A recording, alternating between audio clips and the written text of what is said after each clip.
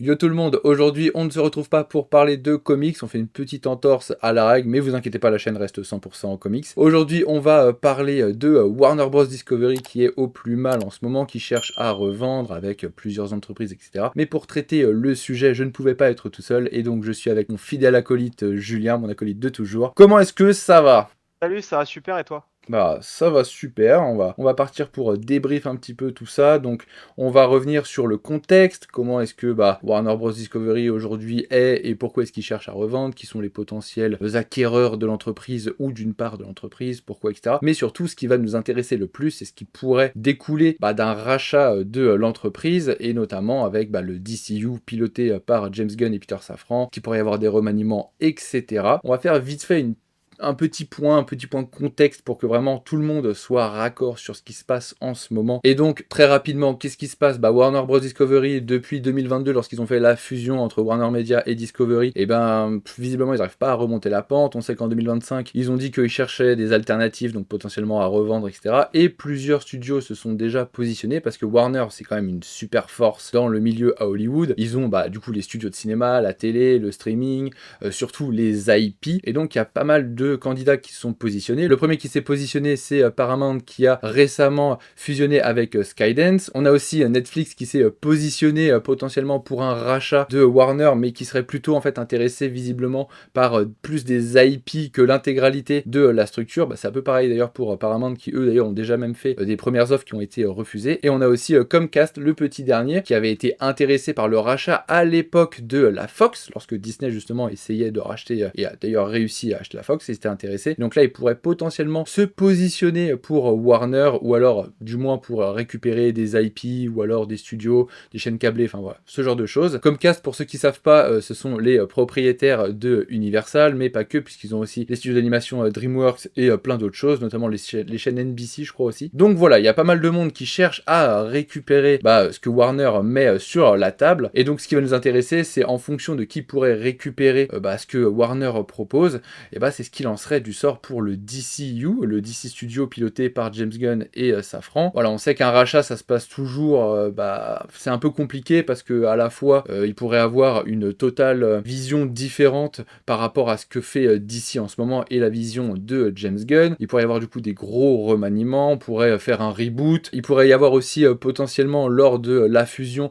des retards sur les lancements de projets, sur pas mal de choses. Mais on sait que visiblement, s'il y a un rachat, la direction devrait rester en poste. En tout cas, c'est ce qui se dit dans les médias pour l'instant. Et nous, on va pas vraiment s'intéresser à tout ce qui est objectif, médias, qu'est-ce qui pourrait arriver, etc. On va plutôt aller sur le côté subjectif de la chose, à savoir pour Julien, pour moi, qu'est-ce qu'on aimerait, qu'est-ce qu'on préférerait, qu'est-ce qui pourrait être intéressant, les idées qu'on a aussi, parce que c'est ça un peu l'idée de cet exercice. Donc on va pouvoir directement s'interroger sur qu'est-ce que on pourrait émettre et avoir envie de voir si il y avait par exemple Netflix qui rachetait Warner, qu'est-ce qui pourrait être mis en place, etc. Mais avant, pour savoir un petit peu notre avis sur la question, il faut connaître un petit peu ce qu'on aime de ce DCU fraîchement lancé, ce qu'on aime et ce qu'on n'aime pas. Et du coup, je vais laisser la main pour directement Julien, je t'envoie sur le dance floor pour nous donner ton petit avis par rapport à ce qui est déjà sorti dans les productions que j'ai mis en haut. Là, on a Creature Commando, Superman et Peacemaker. On va parler que de la saison 2 pour voir un petit peu déjà sur ces trois projets déjà, qu'est-ce qui t'a émerveillé ou qu'est-ce qui t'a déçu ? Pour le moment, pour moi, c'est un lancement plutôt bon. Alors, je vais pas après aller jusqu'à dire que c'est un lancement extraordinaire, mais Creature Commando, par exemple, c'était le premier projet du coup du DCU.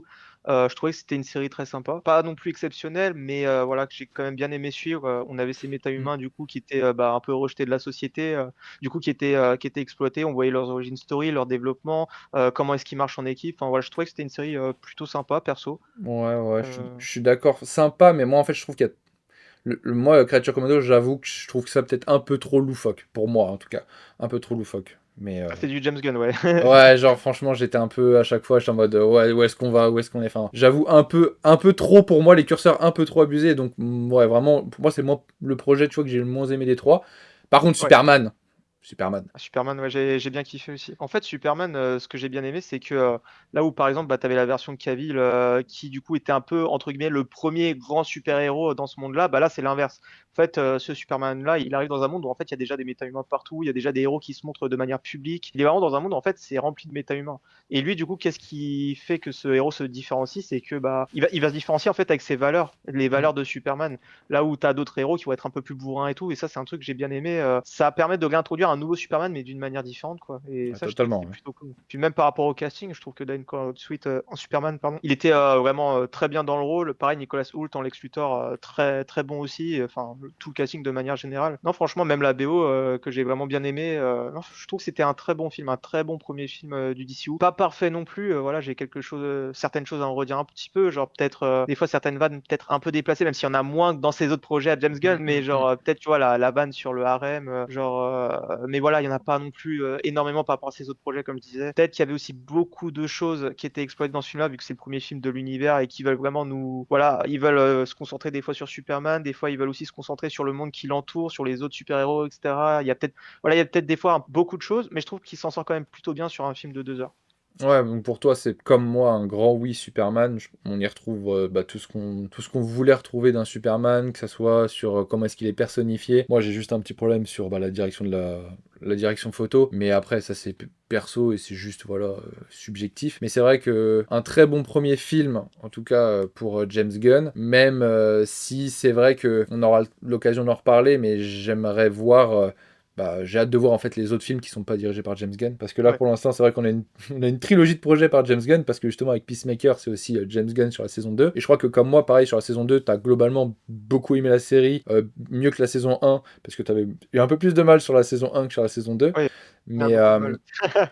les intrigues de la saison 2 étaient cool. Le personnage de Chris qui ne cesse d'évoluer et que je trouve vraiment ultra touchant. Et John Cena d'ailleurs qui nous fait une perf incroyable. Enfin, franchement, c'était vraiment cool. Peacemaker saison 2. Il y a pareil des petits trucs à redire. Par exemple, on pourrait reparler de cette déception du dernier épisode, même si je le rappelle, James Gunn a dit une fois que The Flash était le meilleur film qu'il ait jamais vu de super-héros. Donc C'est vrai. arrêtez de croire tout ce qu'il dit. Bah, Arrêtez de croire tout ce qu'il dit. en fait, ouais, le problème, c'est que je pense que vraiment, s'il aurait pas surhypé l'épisode, il y aurait pas eu autant de réactions négatives. Parce qu'en vrai, l'épisode, je pense comme toi, hein, et moi je l'ai pas trouvé mauvais l'épisode, je l'ai trouvé très bien. C'est juste que oui, c'est un épisode beaucoup plus calme que le reste. Et en fait, vu qu'il a surhypé le truc, parce que il a pas dit oui, il y aura des caméos, mais il l'a un peu, genre, un peu teasé, tu vois. Ouais, il Enfin, joue sur les mots comme d'habitude, de il toute joue sur manière. les mots de ouf pour que les gens Mm. s'emballent un peu, mais comme ça, de manière à ce qu'ils puissent dire plus tard, non, j'ai pas dit qu'il y aurait de caméo. Enfin, tu vois, genre, Un il a quand classique. même ouais, il a un peu surhypé le truc, et je pense qu'il aurait dû juste ne rien dire parce qu'il a trop. Il avait dit aussi, je crois, ouais, les journalistes ont vu jusqu'à l'épisode 6, mais je voulais pas leur montrer le reste parce que vraiment, ce que j'ai fait à la fin, c'est genre, ça fait partie des meilleurs trucs que j'ai fait. Je crois qu'il avait dit un truc comme ça. Oui, Enfin, c'est bref. ça, les trois derniers épisodes, donc le Euh, 6, 7 et 8, la presse n'avait pas vu, et en disant que c'était un des trucs dont il était le plus fier. Après, ça c'est un ouais. truc, c'est perso, tu vois, il dit Oui, c'est un truc, je suis le plus fier, etc. Bah ok, pas de souci, mais c'est vrai que ouais. bon, Il globalement, y avait cette pas que saison ça. 2 était vraiment, vraiment bonne, je trouve. Donc globalement, on se retrouve avec trois projets là qui sont ok pour certains, je pense à Creature Commando en tout cas pour moi, tu vois, et qui sont voire même bons, voire très bons pour Peacemaker ou Superman, donc on est, on va dire, sur une bonne lancée. Maintenant, on peut se poser la question, si demain Warner Bros. Discovery, putain, les noms à rallonge, j'espère que la fusion, ça sera pas Warner Bros. Discovery Paramount Skydance, parce que sinon on va pas s'en sortir. mais s'il y a fusion demain avec une autre entité, ou que l'IP d'ici va ailleurs, etc., enfin à voir, et que du coup il y a le choix entre garder James Gunn, sa direction, sa vision, son projet de 10 ans, etc., ou faire autre chose, pour toi, et là je dis bien pour toi, c'est subjectif, qu'est-ce qu'il faudrait faire, qu'est-ce que tu voudrais qu'il se passe? Mais en fait, enfin, je trouve que c'est trop tôt, tu vois, parce que comme tu disais tout à l'heure, on a eu 3 projets sous James Gunn, Hmm.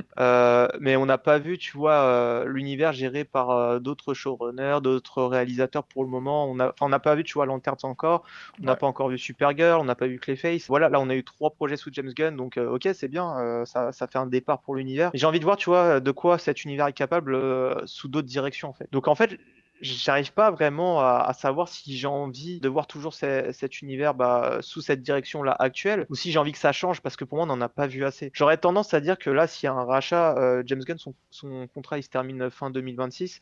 C'est ça. J'aurais tendance à dire que pour moi, on continue, tu vois. Mm. Peut-être jusqu'à Man of Tomorrow, parce qu'il a un peu teasé ce projet comme un mini-event, je dirais, du DCU. Enfin, c'est un peu teasé comme un peu un certain point clé de ce qu'il essaye de raconter en termes de fil rouge. J'aurais tendance à dire, vu que le film il sort en 2027, voilà, bah, à partir de ce moment-là, on aura peut-être une meilleure vision de ce qu'il essaye de faire. Mm. Mais là, pour moi, c'est trop tôt, je sais pas. Moi, je trouve que pour le moment, il y a un bon début. Après, c'est qu'est-ce qu'on en fait derrière. Donc, j'ai envie de voir, bah, honnêtement, de voir cet univers continuer sous toujours la même direction. Puis voilà, j'ai pas envie, en fait, que on nous dise, ouais, allez, on annule, on reboot encore. Enfin, c'est bon, les reboots, on en a marre. Genre, il y a un reboot là, déjà, qui a été lancé il y a pas longtemps. On en a vu à peine. On va pas encore recommencer à zéro. Genre, attendez un petit peu. Genre, attendez un peu de voir Ouais, ouais, ce non, qu'ils ouais. essayent de faire. Et voilà, si c'est éclaté, imaginons, je sais pas, si Man of Tomorrow, au final, le mini-event, il est pas fou, que, je sais pas, les autres films, c'est des fiascos. Enfin, là, j'imagine le pire, tu vois. À la limite, je peux comprendre qu'ils veulent changer de direction, mais là, c'est trop tôt. Genre, je trouve Mm. personnellement que c'est trop tôt. Et toi, Ok. je sais pas, Donc du coup, toi, t'en penses quoi? toi, t'exclus Ouais, directement un reboot, c'est-à-dire que pourtant on n'en a pas vu assez pour pouvoir juger sur 3 projets. ouais, c'est bon, stop les reboots. Ok. Là, on a une base, là. Continuons, regardons où ça va aller et on verra après.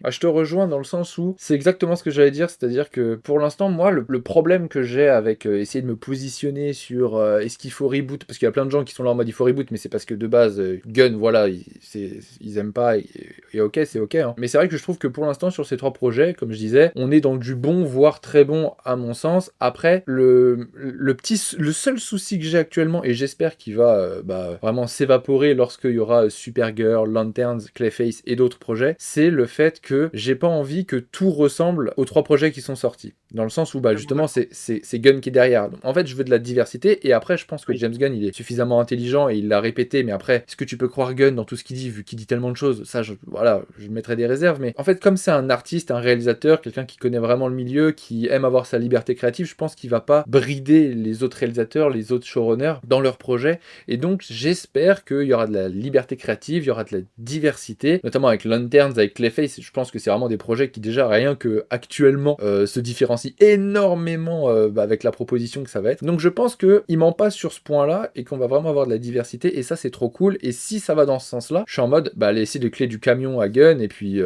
on y va, parce que ça va être vraiment, vraiment trop bien. Après, si c'est l'inverse, c'est-à-dire qu'au final, il met des notes sur tous les projets, il impose de mettre des blagues, machin chouette, etc. J'ai pas envie de me retrouver avec un univers qui a la même Oui. patte artistique que les 3 projets qu'on a déjà. Tu vois, j'ai pas envie en Oui. fait que sa patte, elle aille sur tous les personnages d'ici, parce que même s'il arrive à le faire sur bah, Peacemaker, ça s'y prête super bien. Creature Commando, pareil. Superman, il a réussi, mais en prenant le truc de le côté un petit peu loufoque de Superman, avec bah, tous les personnages, tu vois, genre quand on arrive dans le monde de poche, tous ces trucs un petit peu chelous qu'on peut avoir dans les comics Superman. Du coup, il s'est fait plaisir là-dessus, et ça marche super bien, parce que pour le coup, Superman, il a cette face, mais on va dire qu'il y aurait beaucoup de personnages qui l'auraient. Par exemple, Batman, on pourrait prendre le côté fantastique. Enfin, on pourrait vraiment à chaque fois, à chaque personnage, essayer de trouver un côté un peu loufoque, le côté loufoque de Gunn, tu vois ce que je veux dire. Mais en fait, j'ai pas envie d'avoir un univers basé sur la loufoquerie, tu vois, genre en mode à chaque fois on va Oui, clairement. chercher le truc de Gunn, etc. J'ai envie de voir, par exemple, bah, un Woman of Tomorrow qui, même si ça s'appelle juste Supergirl maintenant, je crois, mais d'avoir un Ouais. film qui est vraiment sérieux, SF, avec ce petit côté,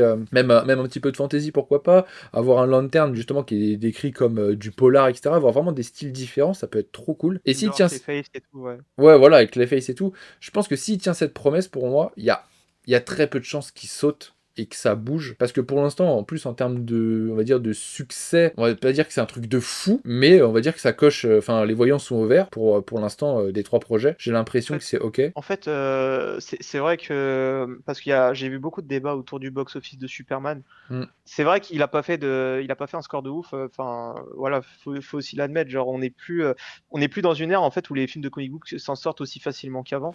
Mm. Mais c'est aussi justement pour ça que je trouve qu'au final, Superman s'en sort plutôt bien. Alors certes, voilà, il a pas fait des chiffres de ouf, mais quand tu prends par exemple le concurrent en face, Marvel Studios, tu vois, à une époque, ils faisaient souvent le milliard très facilement. Même eux, tu vois, en face, Thunderbolts, il a fait 300 millions. Ouais, Captain, Captain America, il a fait, c'était je crois, 400. 400 millions. Ouais, un truc comme ça. Ouais. Ouais, ouais, il a fait un truc comme ça. En fait, enfin, tous les films de super-héros en ce moment, ils sont en galère. Et donc, oui, certes, Superman n'a pas fait des chiffres de ouf. Moi, je pense que quand ils voient les chiffres de Superman, ils se disent, bah, En vrai, par rapport au budget qu'on avait de base, sachant qu'aujourd'hui, les films de super-héros se cassent tous la gueule, en vrai, Superman, il s'en sort vraiment bien pour un premier film du coup Mm, de mm. notre univers, enfin de cet univers. Puis voilà, sachant qu'ils réintroduisent encore un Superman et que tout le monde ne voulait pas forcément ça de base. Moi, pour moi, Superman n'est pas un échec. Pour moi, Non, je je pense que pense ça l'est pas, que non. Mais surtout, en fait, quand tu compares avec les 4 Fantastiques, parce qu'on pourrait oui, dire si, que, si. que Thunderbolts, allez, qualitativement, pour moi, c'est un très bon film, mais on pourrait dire que, voilà, équipe méconnue, etc., même s'ils ont joué le délire New Avengers, ça n'a pas fonctionné, tout ça, ok. C'est dommage. Captain 4, qualitativement, on n'y est pas du tout. Donc, en fait, qui se casse la gueule, Ouais. voilà. Mais à côté de ça, t'as les 4 Fantastiques qui sortent, qui est pour le coup un très bon film, qui est vraiment, enfin, il y a une réal vraiment top. Franchement, il a une proposition assez particulière et qui pour moi est vraiment top. Mais même avec un 4 fantastique et le poids de Marvel Studios, tu fais pas des bons chiffres. Donc c'est vrai que comme tu dis, Superman du coup à côté qui passe les 600 millions, t'es là. Je pense que Warner ils sont en mode ah on a quand même bien joué notre coup. Donc je pense C'est qu'en ça, termes hein, de le succès il y est quoi. Je pense. c'est ça, ouais, quand tu prends le contexte actuel, au final, il s'en sort plutôt bien, je trouve. Donc on est d'accord pour le coup, s'il y a rachat, conserver Gun, et en fait voir, mais je pense que s'il y a rachat de toute manière, ça va prendre du temps. Il peut y avoir un laps de temps, je pense, de un an et demi, tu sais, ça a mis du temps. Souvent les fusions, ça prend du temps parce qu'il faut déjà passer comment elle s'appelle la loi? La loi antitrust, tu sais, le fait de pas avoir une part de marché trop grande dans le monde des Bah oui, médias, oui. etc. Donc il y a plein de trucs à passer, ça prend vraiment beaucoup de temps. Donc je pense que d'ici là, de manière, 2026 sera écoulé. On aura eu du coup les premiers jets, enfin les premiers jets, on aura déjà vu du coup Supergirl, Lanterns et Clayface. Ça sera plus vers la fin de l'année, donc à voir en fonction. Mais du coup, on aura déjà un bien meilleur contexte pour juger de ça. Et s'il y a un petit truc que je pourrais rajouter, et tu vas Ouais. me donner ton avis là-dessus, j'y ai pensé. J'ai l'impression que Gunn, même si il est à fond diversité de projets, liberté créative, avec tous les réalisateurs, showrunners, tout ça et tout, il aime bien quand même que tout fasse partie du DCU. Donc, genre les projets Elseworld, genre je vais pas parler de The Batman parce que voilà, il a ses problèmes tout seul, etc. Mais par exemple, tu vois, quand il y a des pitchs par exemple pour Clayface, quand on lui a soumis le script, actuellement je vois pas comment est-ce que tu introduis Clayface dans ton DCU sans Batman, sans plein de trucs. En fait, il a voulu le mettre, en fait j'ai peur que son DCU ça soit pas forcément plein de projets qui soient tout le temps interconnectés les uns avec les autres, mais juste des projets par-ci, par-là et tout, et qu'en fait chaque projet ne fasse pas avancer le grand fil rouge de l'univers. Je sais pas si tu me suis. Dans le Ouais. sens où il va faire Clayface, tu vois. Clayface, c'est très certainement un très bon script parce qu'il l'a lu, il a dit que c'était génial, etc. Mais dans son plan de 10 ans, il n'était pas forcément pris en compte. Mais je pense qu'il a dit, on va l'estampiller de DCU, même si au final, il fait pas avancer plus que ça le fil rouge de mon univers et de ma trame principale. On va le mettre dans le DCU. Comme ça, au moins, les gens seront pas perdus. Et si on veut réutiliser l'acteur de Clayface, tout ça, on pourra après le mettre dans d'autres projets, etc. Voilà. Et moi, je trouve que du coup, ce qui est peut-être un peu dommage, c'est qu'on peut pas avoir, comme on a eu par exemple avec The Batman, Joker, des projets, tu vois, vraiment Elseworld qui se sont pas dans l'univers DCU, parce que je pense qu'il va vouloir tout mettre dans le DCU. Donc si je suis par exemple un nouvel acquéreur, je le laisse continuer son DCU avec sa trame narrative, etc., principale, tout ça et tout.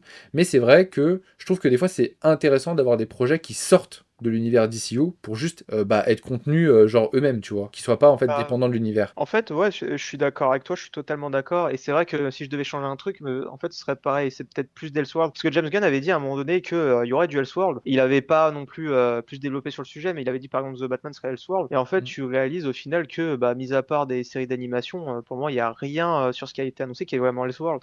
C'est juste The Batman en fait. Et Mm. si, il devait y avoir d'autres projets en fait. Il devait y avoir, par exemple, Clayface de base, si je me rappelle bien, tu me corriges si je dis une grosse bêtise, il me semble que Clayface, ça devait être dans l'univers de The Batman à la base. Enfin, ça avait été annoncé, je crois, comme ça.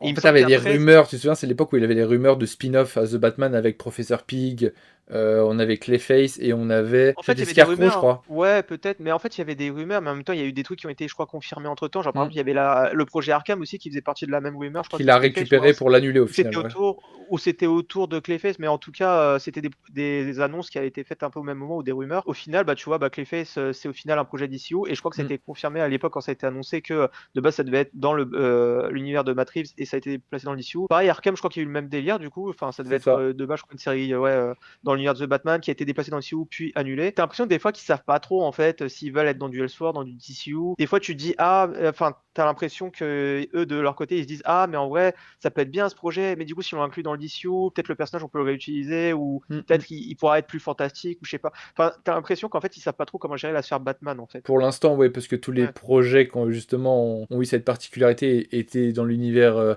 va dire, Batverse. Mais je pense que même au-delà du Batverse, en fait, James Gunn, il veut mettre tous les projets dans son DCU pour pouvoir justement, comme tu dis, avoir la possibilité peut-être de les réutiliser après. Et moi, ce qui me pose un petit problème avec ça, c'est que si on compare avec le MCU, quasiment tous les projets amènent une pierre à l'édifice de l'univers, tu vois, ils sont réutilisés, etc. et tout. J'ai peur qu'en faisant ça, Gunn, il va avoir des propositions de script qui sont peut-être très bonnes, etc. Il va faire le film, mais après, peut-être que les projets, comme ils n'étaient pas prévus de base dans sa trame, et il va être en mode, bah ouais, mais je peux pas les réutiliser tout de suite, donc en fait, pendant un moment, voire si ça se trouve même très longtemps, des projets, tu sais, qui sont un peu mis sur la touche, en fait, qui sont estampillés DCU, mais qui sont littéralement, en fait, Elseworld, parce qu'ils se contentent d'eux-mêmes, tu vois, mais qui sont quand même contenus dans l'univers, et personne sait ce quoi faire et tout, et c'est peut-être le petit truc où je suis en mode... Ah, je laisserais peut-être un peu les commandes DC Studio, ok, c'est toi, etc. Mais DCU, Elseworld, et voilà, n'hésite pas à mettre des projets que tu sais pas trop quoi en faire dans ton univers DCU, dans le Elseworld, parce que j'ai pas l'impression qu'il soit très motivé par le Elseworld, tu vois. En fait, ouais, ça s'éparpille un petit peu, mais ouais, le Elseworld, ouais, j'ai l'impression qu'au final, c'est plus un, comment dire, on va dire que Elseworld, c'est plus un peu la poubelle, j'ai l'impression, enfin, c'est un peu négatif de dire Ouais, ça, mais ouais, genre, c'est ça, un s'il peu en veut pas, le, genre il le ouais, mettra là-bas, quoi.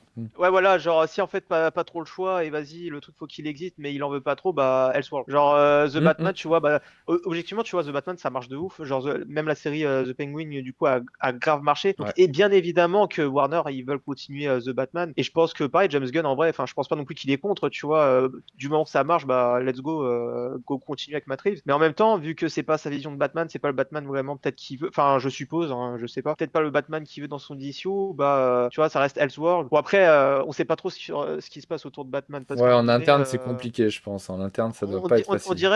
on dirait qu'en fait, en interne, il y en a qui veulent inclure Robert Pattinson, d'autres ne veulent pas. J'ai l'impression qu'ils décident un peu, genre, au fur et à mesure, ce qu'ils veulent faire avec Batman. Bon, je pense qu'avec Clayface, je sais pas si t'avais vu quelques fuites de tournage, Si, mais si, si, oui. je pense que bon, maintenant c'est décidé, voilà, ce sera pas Robert Pattinson et je pense qu'ils sont clairs là-dessus. Mais Mais Matt Reeves, il a dû mettre un gros coup de pression en mode non mais arrête parce qu'on sait qu'il a voulu pendant longtemps essayer de le faire intégrer à son DCU, etc. Et en fait, je pense que c'est aussi peut-être on suppose, ouais. tu sais, la peur de la concurrence. Parce qu'en fait, là, actuellement, Robert Pattinson en Batman, The Batman, Penguin, etc., ça marche super bien. C'est peut-être la peur de la concurrence, ou alors juste le fait de vouloir miser sur quelque chose qui marche et le mettre directement dans l'univers. Mais si tu fais un autre Batman qui plaît beaucoup moins, pour ton DCU, tu vois, ça fait un peu... Ça fait pas tâche, parce que il faut laisser le temps et voir ce qu'il en fera, mais ça peut être un peu plus compliqué. Mais du coup, je pense que là, on a fait le tour un petit peu de la question de tout ça. En tout cas, on est d'accord sur le fait de laisser quand même un peu de temps, que voilà, il faut voir en fait des projets qui sont pas portés par Gunn. Alors même si voilà, c'est lui à la tête de DC Studio forcément, que c'est un peu porté par lui, mais avec des visions différentes, des réalisateurs différents, des showrunners différents, etc. Mais si on est sur des projets qualitatifs, bah je pense que voilà, autant laisser et voir si ça fonctionne. Je pense que ça peut être vraiment bien. Voilà, je pense qu'on a fait le tour de la question. J'espère qu'on aura l'occasion de toute manière de refaire des petites vidéos comme ça, c'est très cool, histoire de parler de petits sujets et d'échanger et d'avoir en fait des visions un peu différentes aussi, c'est toujours sympa. N'hésitez pas à nous dire dans les commentaires votre avis vous sur la question. Si demain il y a rachat, qu'est-ce qu'on fait de James Gunn? Est-ce qu'on continue? Est-ce qu'on cède sa place? Qu'est-ce que vous faites? Si vous avez les clés de DC, qu'est-ce que vous feriez? Voilà, c'est toujours un plaisir mon vieux. On se dit à une prochaine pour potentiellement des super news. Et puis voilà, moi je vous dis à très bientôt. Prenez soin de vous. Et surtout, lisez des comics.